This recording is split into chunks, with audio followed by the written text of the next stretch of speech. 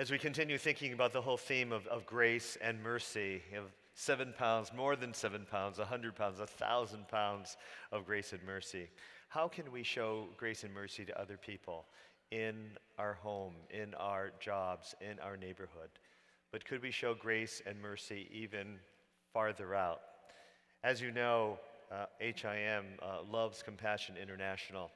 And we are always trying to encourage our people and the churches to consider sponsoring a child. It's so important.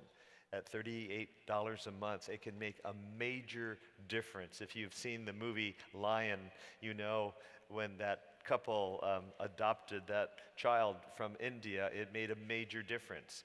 Now, most of us don't have the time or energy or the resources to adopt a child from India, but we could have a heart to really sponsor children around the world. And it is always our joy and privilege to introduce to you someone who has gone through the program so you can hear firsthand how it has changed someone's life. So at this time, I want to bring a friend of HIM, who I've known for some years, who was born in Davao, Philippines. Her name is Amor Chung, and please welcome Amor.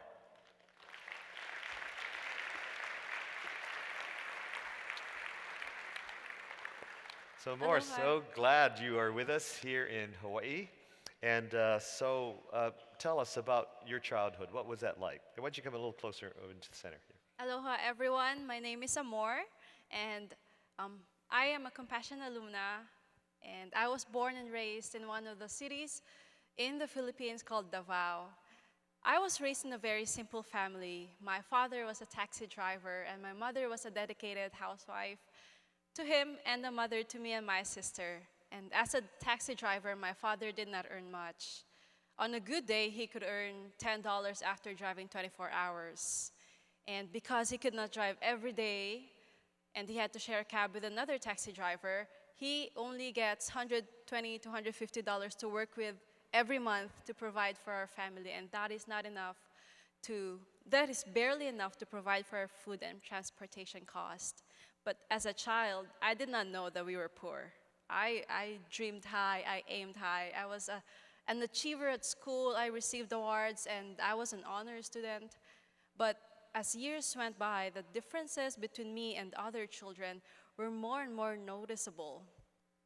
There was one time I was crying in my room because I had to approach my teacher and ask her that I could not submit my projects on time, not because they're difficult, but my mother did not have $2 to buy the materials that I needed.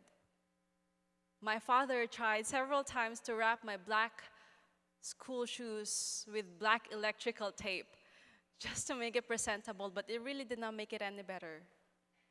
And there was one time when my sister and I had to eat rice porridge made with rice, water, and salt, and that's it. My parents did not have anything to eat because we did not have money to buy food. And right then, I told myself, wow, we're really poor. And then what happened? When I was 6, my mother was introduced to Compassion, and she enrolled me in a church-based Compassion project, and that was the beginning of my life changing. Not only that Compassion provided school materials for me, which allowed me to buy new shoes, and all the materials that I need for school, but Compassion provided me my first ever Bible, which I still have until now. Compassion also introduced me to Jesus and to the abundant love of God. And because of Compassion, I was also able to have a relationship with 3 people thousands of miles away from me. The first one, my sponsor from CDSP, his name is Aaron Rose. He's a young man from Australia. He sponsored me from when I was 6 until I was 16. We had a really wonderful sponsor and child relationship, but that relationship was cut short because God gave me a blessing of becoming one of the students of the Leadership Development Program. It was very painful for me to write my last letter for Aaron. I cried so many tears, but that pain and that sadness was soon replaced with gladness and thanksgiving because God led me to a pastor in Hawaii, Kahu Kurt Kekuna and his wife Rebecca from Kauai Church. And I had a wonderful journey with them from when I was 16 until I graduated in college. They made me feel like I was a part of their family. They told me how excited they were of becoming grandparents, how fun their vacation was, and what they did on Christmas Day, and many more.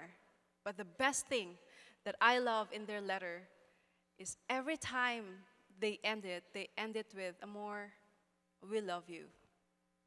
And those words were very true to me. Because of those words, I felt like God was telling me that He loves me so much. And because of that, I had this growing desire. This desire sprouted. This desire of wanting to sponsor a compassion child.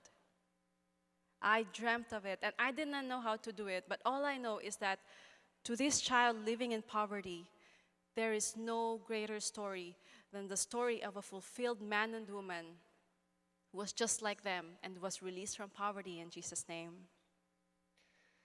And here you are standing on stage, so what are you doing now? Well, currently I am living in Honolulu. My husband was called to pastor an English ministry of a Korean church in Manoa, and I am a part-time teacher in one of the public schools in Kalihi. And we are sponsoring 4 children in Compassion. They're all from Philippines. Do we have pictures of those? Yes, I do. Our eldest, his name is Rick. He's studying biology in the Philippines, and he's very smart. He wants to be a doctor, and we have no doubt that he's going to be one of the best doctors in the Philippines. Our second is Angel Babes. She is studying psychology and is in second year college. Our third one is Shira. She's very beautiful, and she wants to be a teacher after college. And our youngest is John Simon. John Simon had a really bad heart problem when he was growing up, but because of Compassion, he was able to see good heart doctors, and now he's very much healthy. Amazing, amazing story, and praise God for Amor. You know, many years ago, and I can't remember the year, if it was 2007 or whenever, I was in Davao, and I happened to meet Amor, and that's when I heard she was being sponsored by Kurt and Becky Kikuna, who are sitting here in the second row, and I go, I know those guys. And I thought, I was just amazed. And then to see you grow up into this beautiful young woman, and then to be on stage with us at HIM. I mean, this is the first time we've ever presented to you a Compassion child who actually sponsored by a person here. So that's an amazing thing for us, and it's a miracle. And and then for you to marry a pastor here in Manoa to a Korean church is just, is Brian here? He's downstairs. Oh, he's downstairs with his youth group working away. Darn, he missed your presentation. So some of you were saying, okay, maybe I can be a sponsor. And I remember Rick Bunchu's daughter, who is not here, but when she was a teenager, she was at our conference, and she said to Rick, her dad in Kauai, hey, I want to sponsor a child. And he said, well, I guess you can do that. You work part-time at a hot dog stand. And she said, no, I want to adopt or sponsor 3 children. And he said, no way. You know, you're crazy. 3, and she said, I will work longer hours. I will get another job. And then 3 weeks ago, she just got married, and she made sure part of her wedding gifts would go to her children to make sure they continue on all the way through college. And so let me tell you how you can be part. You can stay here more. How you can be a Compassion sponsor. In the, I think it's going to be outside the doors. Yes, there are tables, or downstairs. There are tables with all these packets. And what's so wonderful about Compassion is you can take a look at a child, at a mini biography. So, for example, this person his name is John Philip Pacheco. And he's from the Philippines, actually. His birthday is December 22nd, and he lives with his mom, and his mother is not employed. She's a homemaker, and he helps his mother by cleaning the home and making beds. And he's a priority child. There's a little, you can see that blue logo on it. It means that he hasn't been sponsored for a long time, and he's just hoping that someone will sponsor him. It's very hard when he sees all his classmates get sponsored, but not him. The second one is Leon Oriana from Santa Cruz, Bolivia, and she was born on May 11, and she lives with her father and mother, and her father's sometimes employed, and her mother is sometimes employed, and she is also a priority child, but she has another logo on there that looks like a V, and she lives in a country with high risks for child rights violations. It's an area where the children are often taken to work as slaves, child labor, or they're violated in other ways through sex trafficking. And so when you sponsor a child, you save them from that, because now they're linked with this international ministry so the bad people don't want to touch a child who's related to compassion. And so that's another important thing. And here's another one, Anthony Okello from Kitgum, Uganda. He was born January 1, and he lives with his grandmother. He's an orphan. Both of his parents are gone, dead. And he is also a priority child, hasn't been adopted for a while, lives in a country with high risks for child rights violations. And third, there's another logo on that he lives in an AIDS-affected area. And many of his loved ones have died, and so he is in a super precarious position in Uganda.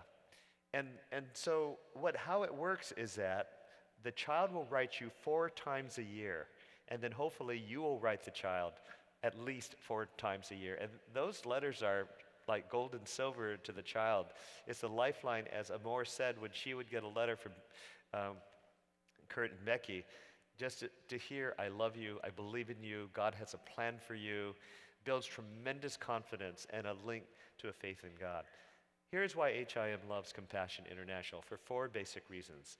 Number 1, it is child-centered. It's clearly about the child. It's not about building wells or building up the village. It follows a child, and you get to follow that child through the rest of that child's life up through college, if the child does go to college or technical school.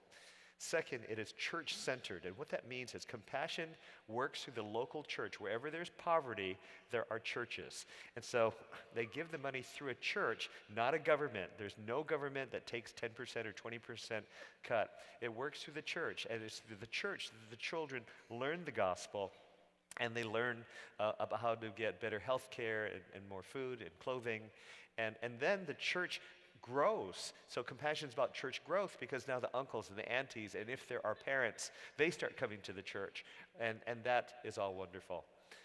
It is also, Compassion is committed to integrity. And it is, if you look at Charity Navigator, it always has the highest rating of financial responsibility. And then most importantly, if you follow, it's kind of 4 C's: committed to integrity, church-centered, child-centered, but it is Christ-centered. There are many human relief organizations that do wonderful work, but they're truly not Christ-centered. Compassion is interested in not only helping a child financially, but eternally, they want to share the gospel with them. And they're committed to, I think in the last year, about 100,000 children received Christ. And so now they're really released from poverty, because that's really the first step. So for those reasons, HIM has always had an alliance, a partnership with Compassion. I highly encourage you to please listen to the voice, as Pastor Paul said in a different context. Listen to the voice and see, is this a time? Now, you may have already sponsored a child, and maybe the God's saying, well, like Allegra, the high school kid from Kauai, maybe he's asking you to do 2 or 3. And I know $38 a month is a lot of money. It's about $1 something a day. It's $1 something a day means a little less than a Starbucks a day, but it makes a huge difference in a child's life if we sponsor them. And if you're of an older age and you're saying, look, I don't want to sponsor a kid for the next 10 years or 12 years, then I would say there are ages on these packets. Look for one who's maybe has 2 more years to go in school and sponsor that child. Or maybe you look at the birth dates and find a child maybe you will sponsor in the name of a loved one who is gone, or in your anniversary, or in your birthday.